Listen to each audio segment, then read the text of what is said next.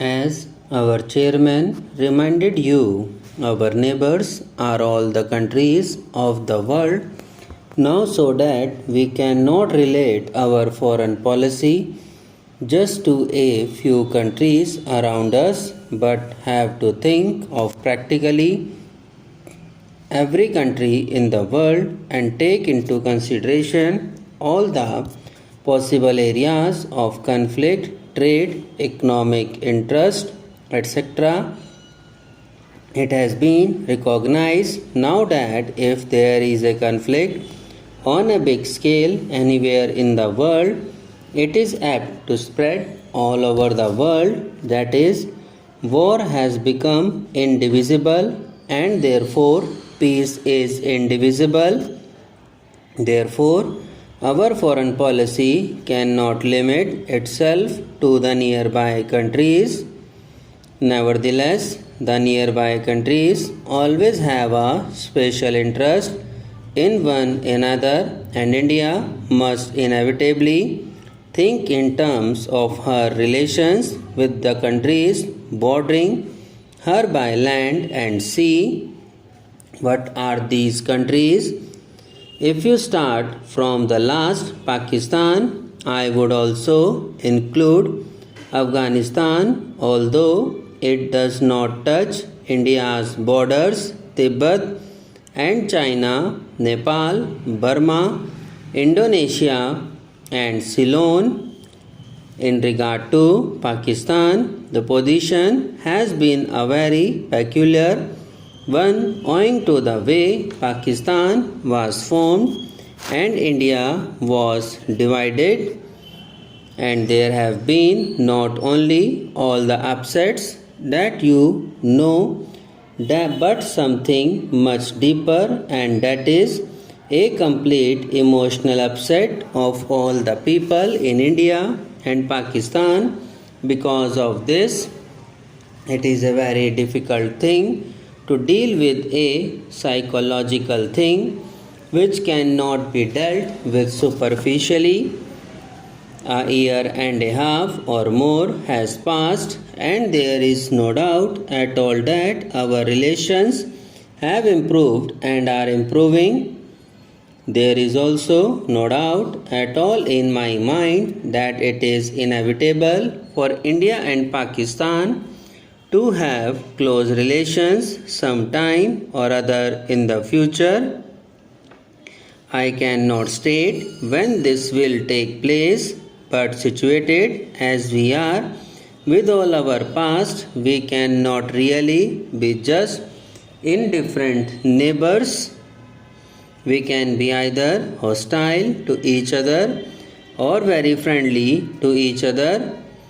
Ultimately, we can only be really very friendly, whatever period of hostility may intervene in between, because our interests are so closely interlinked.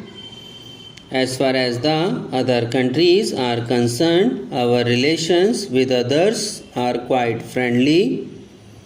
Take for instance Afghanistan, and our relations with Tibet, Nepal and all the neighboring countries are also very friendly.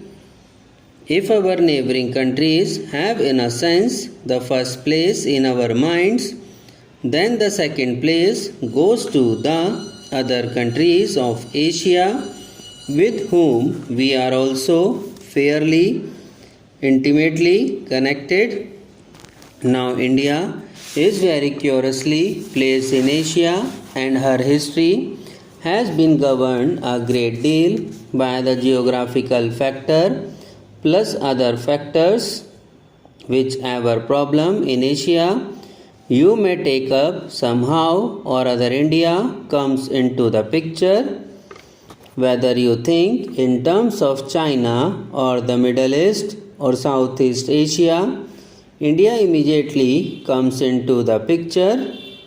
It is so situated that because of past history, traditions, etc., in regard to any major problem of a country or a group of countries of Asia, India has to be considered. Whether it is a problem of defense or trade or industry or economic policy, India cannot be ignored. She cannot be ignored because I said her geographical position is a compelling reason. She cannot be ignored also because of her actual or potential power and resources. Therefore, whatever our own views may be, by virtue of her practical position and other reason, India is bound to play an important part in Asia, whether it is Western Asia or the Far East to Southeast Asia. It so happens, of course, that even culturally speaking, our bonds are very great with all these parts of Asia, whether it is Western Asia, of the Far East, or Southeast Asia, and these bonds are very old and very persistent. Very curious things happened when, roughly speaking, British power came to India and British dominion was established here. This was the reason why we were cut off from our neighboring countries of Asia. Our contacts were then with England across the seas, and while to some extent we struggled against that domination and resented those contacts, nevertheless, they were there, and we saw the world more and more through that window, the British window. Very few people went to the other Asian countries from India, and very few came here from there. And even those few people from Asia we met in Europe and not in Asia. Now, in recent years, that process has been reversed or is being reversed for a variety of reasons. Initially, I suppose the one major factor was air travel.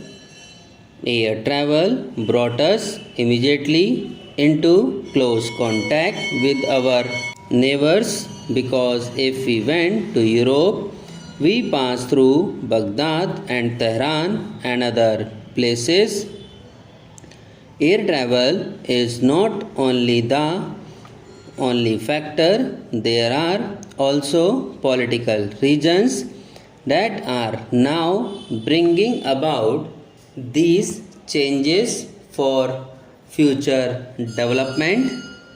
For these changes,